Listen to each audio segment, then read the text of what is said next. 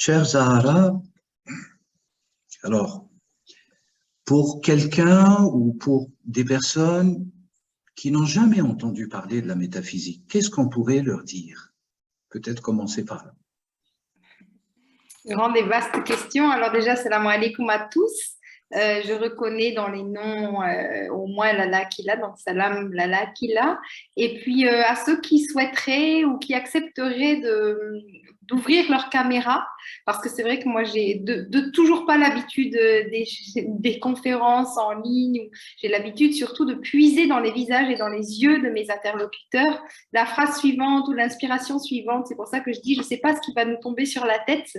Et peut-être que finalement l'entrée en matière de la métaphysique, ce serait justement ça, c'est-à-dire passer au-delà du monde des formes et voir ce qui se cache derrière les formes, ou quelle est l'intelligence invisible qui articule tout ce monde des formes en fait.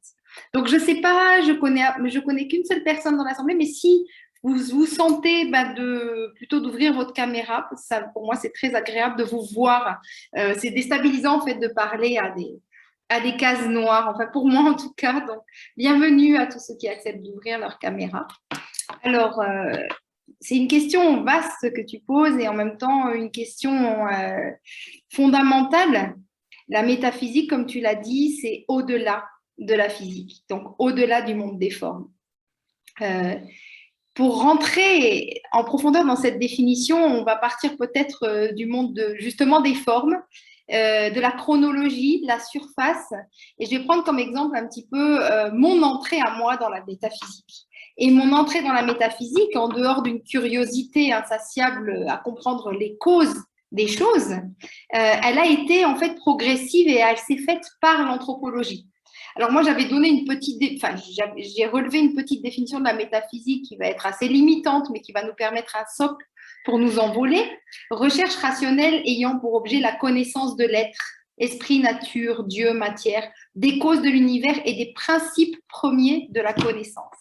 Alors pour moi, ça c'est un peu la phrase clé, les principes premiers de la connaissance. Et c'est vrai, je le dis dès le départ, parce que c'est aussi mon fondement et ma matrice à moi par rapport à la science de la métaphysique, parce que c'est aussi une science articulée avec sa propre méthodologie. Je suis très influencée par les travaux de René Guénon, de Fridtjof Schion, de Titus Burckhardt et d'autres métaphysiciens encore que j'oublie, mais aussi Coomaraswamy par exemple en Inde et au Sri Lanka aussi, Krishnamurti, enfin voilà, tous ces métaphysiciens universaux qui ont un petit peu ouvert les voies de cette métaphysique. Et il y a d'ailleurs une spécificité très française aussi de la métaphysique, et je m'en rends compte maintenant que je vis depuis 3 ans au Pakistan, que la langue française est particulièrement propre à rendre effet des concepts et des principes métaphysiques. Et qu'au Pakistan, le Pakistan étant un pays, une terre de Auliya, une terre où résident de nombreux, très très nombreux saints, soufis, mais aussi des saints sikhs, des saints hindous, mais beaucoup soufis, cette terre imbibe les êtres de la vie métaphysique, de l'étincelle métaphysique, mais elle est tellement intense qu'elle ne permet pas aux êtres en fait, de prendre un pas en arrière pour justement regarder les principes organisateurs des connaissances. Et donc, cette immersion totale au Pakistan, après une immersion par l'anthropologie d'une 20aine d'années par intermittence en Inde, me permet vraiment de me rendre compte ce que c'est en fait que la métaphysique. Et la métaphysique, c'est un petit peu aussi la toolbox, comme on peut dire, un des outils fondamentaux du cheminant vers la vérité, vers la lumière. Et cet outil fondamental, c'est la métaposition. La métaposition, c'est être capable à la fois de vivre les choses et de se mettre un peu de côté pour les observer et s'observer soi-même les vivants. Et ça, dans le parcours initiatique par excellence, que ce soit le parcours initiatique des hindous, le parcours initiatique des sikhs, le parcours initiatique des chrétiens, le parcours initiatique des soufis, dans ce parcours initiatique, cette métaposition, elle est absolument fondamentale.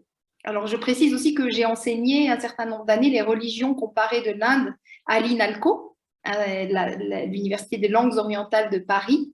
Et donc, ces religions comparées, enfin, j'ai pas mal étudié l'hindouisme, le bouddhisme, le sikhisme et l'islam, notamment le soufisme, dans les terres, dans un Hindustan, donc du Pakistan et de l'Inde. Donc, cette particularité ou cette capacité de l'âme humaine à se métaposer et s'observer en plein dans l'expérience, c'est vraiment le tremplin qui permet de comprendre et remonter aux sources de la causalité des choses.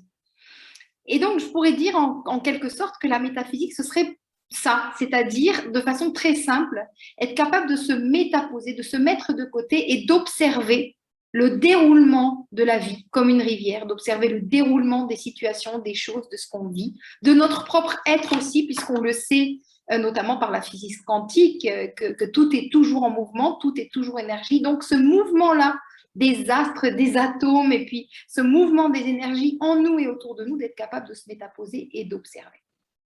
Et donc, de cette observation quasi constante, puisque dans la tradition soufie, cette observation quasi constante, elle a un nom et c'est un des outils privilégiés aussi du cheminant de la voie, ça s'appelle la muraqaba. Elle est absolument fondamentale, puisque c'est à partir de cette métaposition, cette méditation, c'est aussi cette involution vers l'intérieur de l'être, permet de comprendre comment la connaissance se forme en fait.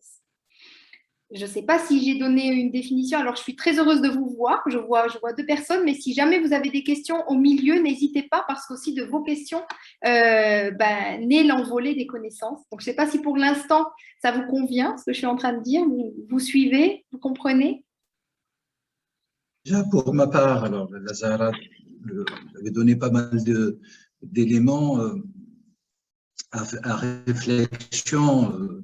C'est un partage quasi existentiel de la vie et spatio-temporel. Il faudrait se positionner, se métapositionner pour pouvoir aborder ces dimensions qui, à partir d'un élément physique, à partir de nous, à partir d'un élément existentiel, on pourrait aborder le reste qui nous échappe.